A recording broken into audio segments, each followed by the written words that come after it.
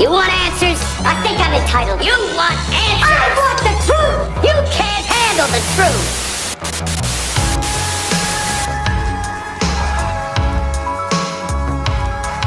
Hello, fellow D-Gens, I hope you are all doing well. In our last episode we talked about Oumuamua and the logical explanation behind its odd characteristics and what the other non-scientific theories that people think might be the reason for its existence. Today we will be talking about how people tie up these peculiar asteroid to biblical prophecies and the second coming of Christ or the Messiah, depending on what religious term you're using.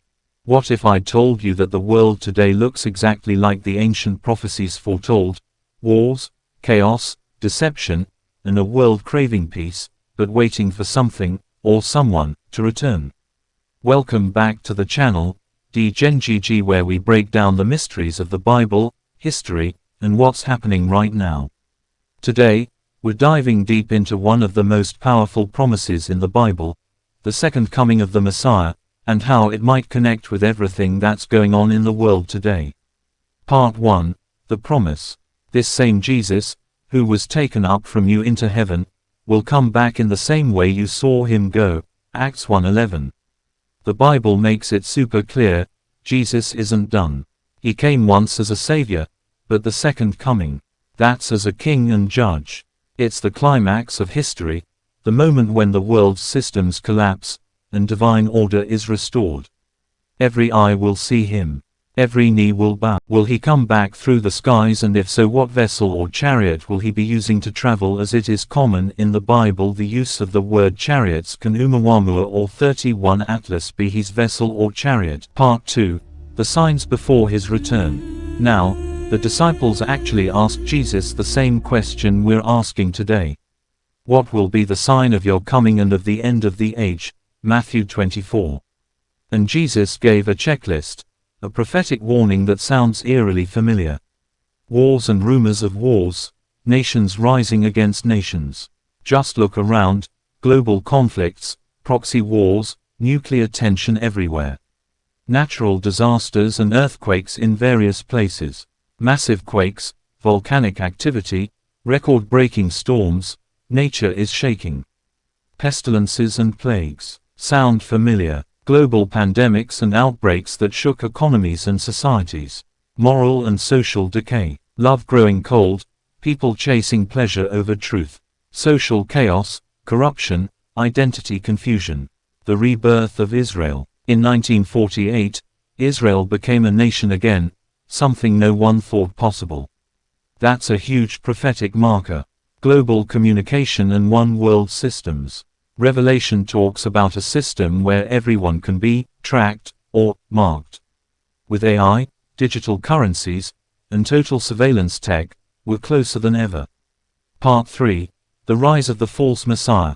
Before the true Messiah returns, prophecy says a false savior will appear, the Antichrist. A political and spiritual leader who unites the world in a promise of peace but leads it into deception. 2 Thessalonians calls him the man of lawlessness. He'll perform signs, wonders, and make people believe he's the real deal, until the real Messiah returns to expose him. Part 4, The Final Conflict. Then comes what the Bible calls Armageddon, not just a battle, but the final confrontation between light and darkness. Revelation 19 paints the picture. The heavens open, and the rider on the white horse appears. His name is Faithful and True, and on his robe and thigh, a name written, King of Kings and Lord of Lords. That's the moment, the second coming.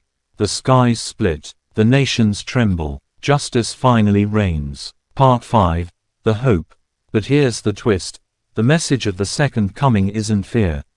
It's hope, because it means evil doesn't win. It means the pain, corruption, and war we see aren't the end, they're birth pains before renewal. Behold, I make all things new. Revelation 21:5. A new heaven, a new earth, no tears, no death, no more suffering. So when you see the chaos in the world, don't panic. Lift your eyes, because the storm isn't the end. It's the sign that the dawn is coming. Before we end this video, here is an interesting conversation with current Israeli president and the most influential rabbi years ago, talking about what role Netanyahu has on the arrival of the Messiah. Is it true or just total nonsense? Feel free to drop a comment for me to know your opinions.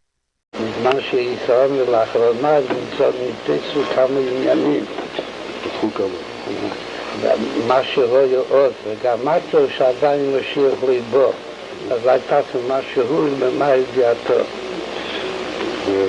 עושים. הכנראה שהיא מספיק, כי היום כבר שוד, כמה שוד יתבדל ועדיין ליבו, אבל יש עוד כמה שעות, אבל יש להשתדל גם היום, ובשורות טובות. If you made it this far, smash that like button, share this with someone who needs hope today, and drop a comment below. Do you think we're close to the second coming? This is DGen GG, and remember, stay curious, stay DGen, and never stop searching for truth.